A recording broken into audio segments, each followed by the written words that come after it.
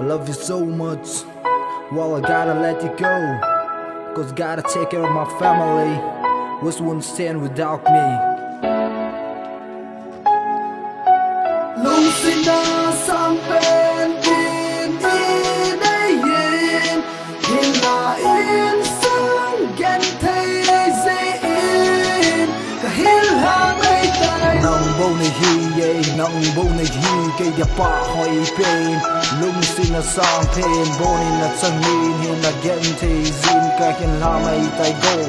Nay Lungsetna hoa bô này ka ke ina sang hay zing ei. Nay ngã đầm min go ka lang na dâu si hanum lawin ken jong ha mai tang ei. Yin sun gan thay ha sa zin.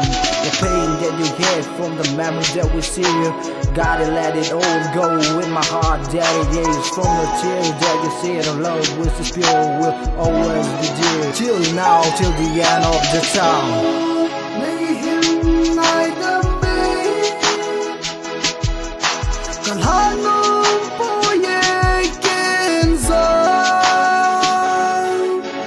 zum le zo har sa lo wa hi dem thay cây din bel di mum lo kahil ha mai tai i lên na mun cheng ho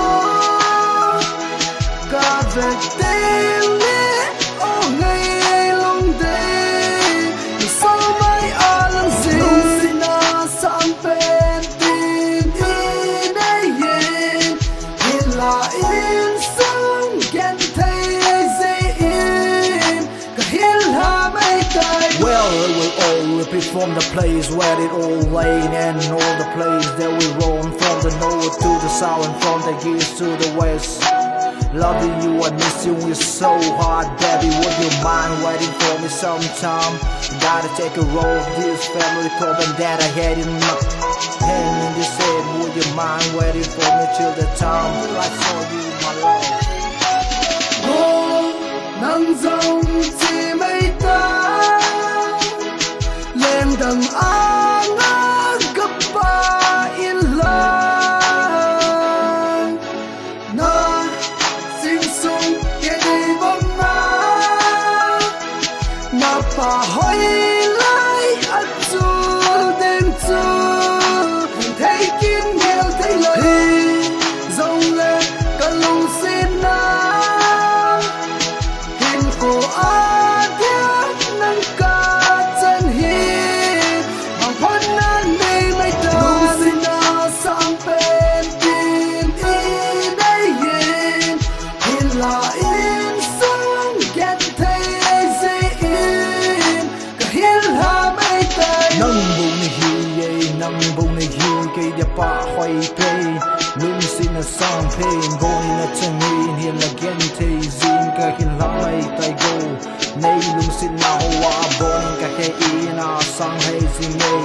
Nay ngã đầm min go ka lang na dâu si ye hanum lawi ken jong ha mai tang ei.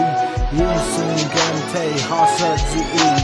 Buông cây rong chỉ ta nghe lòng sẽ hiên khó im măng sung à nang ngà dia ta lon li chen nam đình vang phát na hi mây hen na hiên khó song na đi Lungsetna sang bên Songs color dedicated to you, Mercy. We really love you. One again, it's love back again.